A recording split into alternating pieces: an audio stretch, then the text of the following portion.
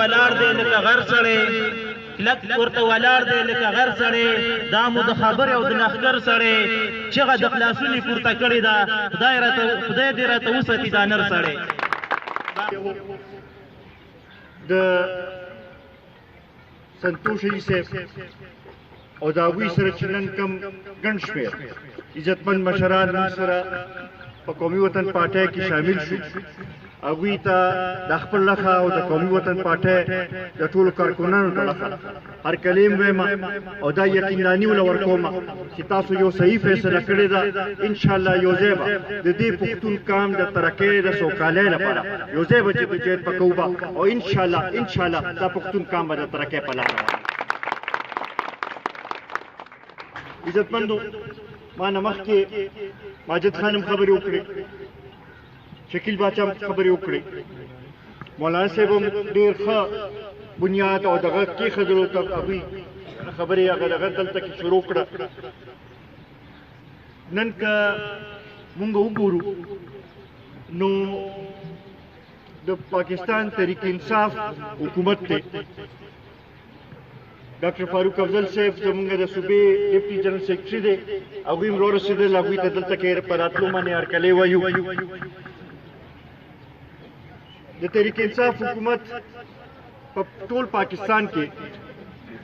تقریبا 3 کاله تیر کړ او زموږ صوبې کې تقریبا 8 کاله حکومت وشو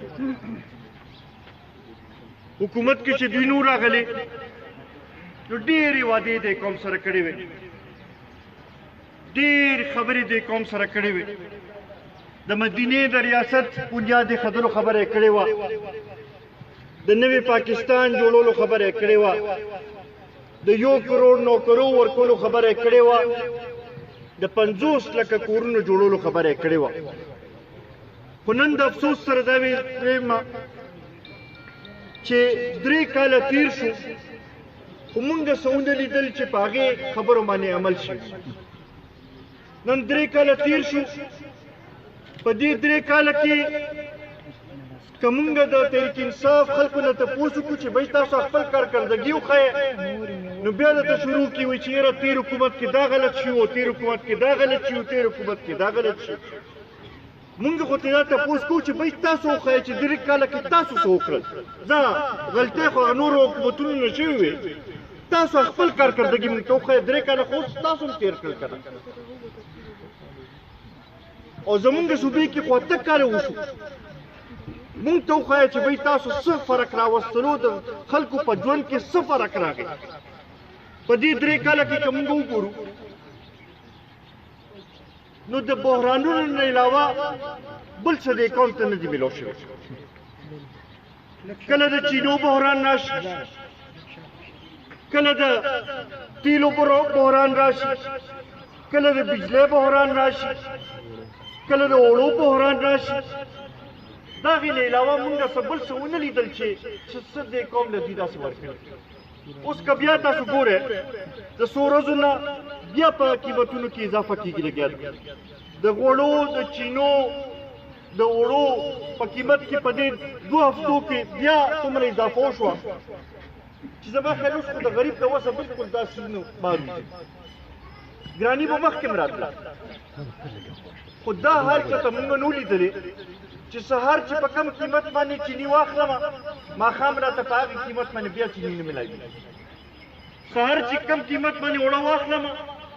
مازدیګر راته بیا په هغې قیمت باندې اوړه نه میلاوي دغه شانتې د غوړو حال دی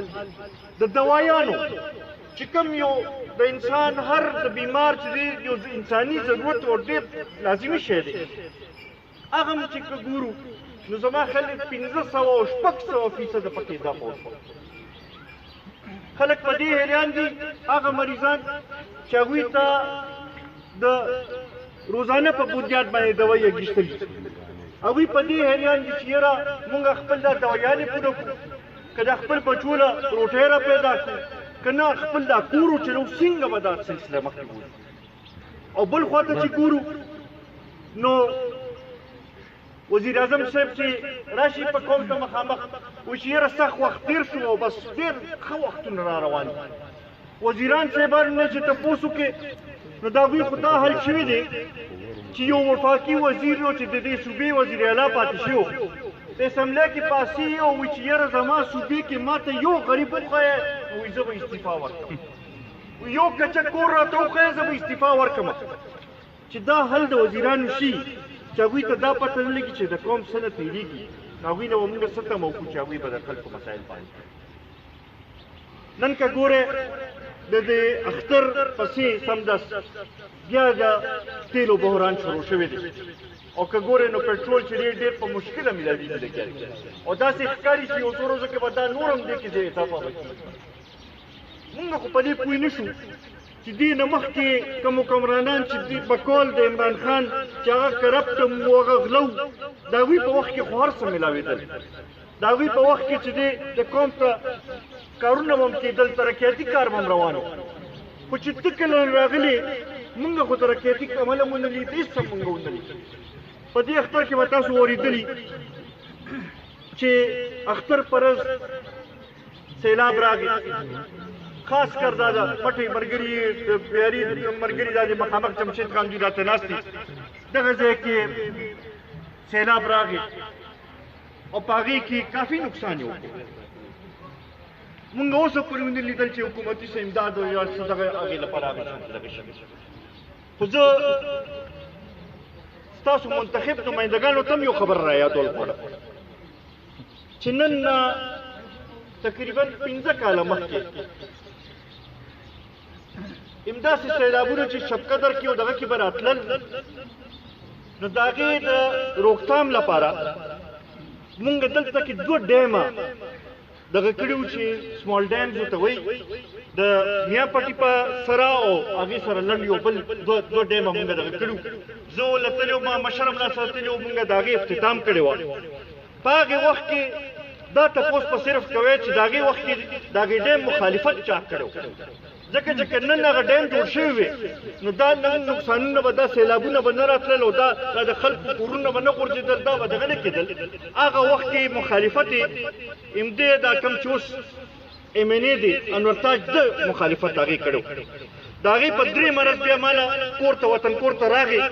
او ما ته وایي چې یاره دې کې که زمونږ څه فایده پکې وشي او څه مونږ ته پکې څه نوکرۍ مې نه وشي نو بس بیا به مونږ دغه پرېږدو خو زه ترې نن تپوس کوم چې اوس خو حکومت هم ستا دی مرکزي حکومت هم ستا دی او صوبایي حکومت هم ستا دی نن ولې دې خلکو باندې دا سیلابونه راځي چې هغې روکتام کېدی شو دا شبقدر هم ترې بچ کېدی شو دا مټ هم ترې بچ کېدی شو دا هر یو ځای ترې دغه کېدی شو ولې په هغې باندې عمل نه کېږي بیا دغه شانتې که مولانا صاحب خبر وکړه چې یاره دلاور صاحب سره تاسو یو مرسته کړې ده محمد علي خان سره مرسته کړې ده او بلکل واقعي هغې سره تاسو ډېر ښه مرسته دغه کړې وه ما ته یاد دي چې نن نه څو کاله مخکې تقریبا 18 میاشتې په دې 25 دیهات باندې بجلي بنده وه او هغه وخت کې محمد علي خان وفد جوړ کړو اسلام آباد ته مشر یې بوت کړو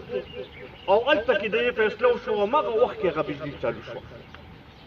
اوس که بیا ګورو نو بیا هماغه شانتې حالات جوړ دي او بیا دغه دي خو څوک یې تپوس دغه نه کوي بیا ما ته یاد دي چې ستاسو دې کلي ته زه محمد علي خان سره راغلی وم او دا مین روډ چې دی دا جوړ نه و هغې وخت کې خراب و ډېر خراب حالاتو کې هغه وخت کې دلته کې مشران موجود دي هغوی ته مطالبه وکړو هغه ورته ووایي چې یاره زه خو اپوزیشن کې یم دا دې وخت کې دغه نه شم کولی چې کله په 2013 کې د اریګیشن دا منسټري ماته ملو شوه نو ما ته د محمد علي خان هغه خبره یاده وه چې یاره دا روډ چې دی دا جوړول لازمي دي نو د مټې نه واخله تر د غونډ پورې 11 کیلومیټر دا روډ چې دی دا قومي وطن پاټی جوړ کړی دی د قومي وطن پاټی کارکونان جوړ کړی دی هغه وخت سره ما ته یاد دي چې دې موجوده MPA پکې وی چې لږه ټوټه وه پکې زه وکړم چې بورډ پې زه ولګوم او دا دغه کوم ما ورته ویم چې نرشه ټول جوړ کړه بورډ هم پې ته ولګوه زه به ټولو کې اول دغه وکړم چې بھئ ډېر اعلی کار دې وکړو ډېر ښه کار دې وکړو خو صرف په دې باندې نه چې ته یو څو فوټه جوړ کړې او بیا وایې چې یاره زه په دې باندې بورډ لګوم په دغې باندې دغه نه کېږي دا 11 کیلومیټر روډ اوس هم تاسو کو وګورئ داسې ټیک ټاک دغه جوړ شوی چې د هغې فایده د ټولو کلو ته دلته کې دغه شوې ده دغه شانتې د قومي وطن پارټۍ که موږ وګورو نو په خاص کر د اریګیشن په مد کې د سیلاب نه د بچاو په لپاره خاص کر شبکدر لپاره زمونږ د تحصیل لپاره تقریبا چې د 80 کروڑ روپۍ چې دي هغه صرف په دې باندې خرچ شوي چې یاره دا کلي شي دا د سیلابونو نه او دغه نه مونږ بچ کړو دغه شان چې د اریګیشن روډونه نور داسې چې دي چاهي کې کله مونږ ته موقع میلو شوې ده مونږ همدا کوشش کړې ده او همدا اوس هم مونږ تاسو سره دا لوز کوو چې تاسو زمونږ مرسته وکړئ تاسو را سره راپاسئ انشاءالله یو ځای به د دې علاقې خدمت به هم کوو به د دې علاقې له به ترقي هم راولو به دلته به روډونه هم ټیکو دلته به د بجلی نظام به هم ټیکو دلته د ګیس دا سیسټم به هم ټیکو او سره زما دا شاته ناست کم ځوانان چې دي د هغوی له روزګار به هم ورکوو به د ټولو عزتمندو همدا هغه بنیادي فرق کې د تحریک انصاف او موږ کې تحریک انصاف صرف دعوی کوي صرف وعدې کوي عمل پې نه کوي مونږ چې کله خبره کړې ده هغه هم سر ته رسولې ده او د دې ګواه چې دی د دې پښتونخوا بچې دی د دې پښتونخوا هر یو مشر دی چې ملي رهبر آفتاب احمد خان شیرپو چې کومه وعده کړې ده هغه سر ته رسولې ده انشاءالله زما دا تمه ده چې یو ځای به راپاسو به د دې علاقې خدمت به کوو به د ټول پښتونخوا خدمت به کوو به او انشاءالله دا پښتانه به د ترقۍ په لار روانه وو زه یو ځل بیا خصوصا د مولانا صاحب ډېر زیات مشکور یم چې دوی ابتدایي کلمات چې کوم وې کم عزت چې موږ راکړو د هغې باندې زموږ ډېر زیات د دوی مشکور یو ستاسو ډېر زیات مشکور یم ما ته پته په ډېر لنډ تنګ وخت کې دا پروګرام مې ایښی 2 ورځو نوټس باندې زما خیال دې لپاره دغه شوی دی او د هغې باوجود په دومره ګڼ تعداد کې تاسو رالی د کارونو رزیم دي دغه هم دي خو په دې کې تاسو چې کوم عزت موږ له راکړو ستاسو دا مینه ستاسو دا عزت به زه همیشه یاد ساتمه انشاءالله که ضرورت وي د وینې قرباني به ورکوو خو تاسو نه ورستو کېږو نه او انشاءالله زه یو ځل بیا د هغې ملګرو چې چا دې پروګرام کې د پل کردار ادا کړی دی د هغوی هم ډېر زیات مشکور یم د سنتوشي صاحب او د هغوی د ټول خاندان د هغوی د ټولو مشرانو د هغوی د ټول کورنۍ ډېر زیات مشکور یو چې موږ له دا موقع راکړه ستاسو د خدمت لپاره په هر وخت کې حاضر یو او انشاءالله دا علاقه به د ترقۍ پر لار روانه مهرباني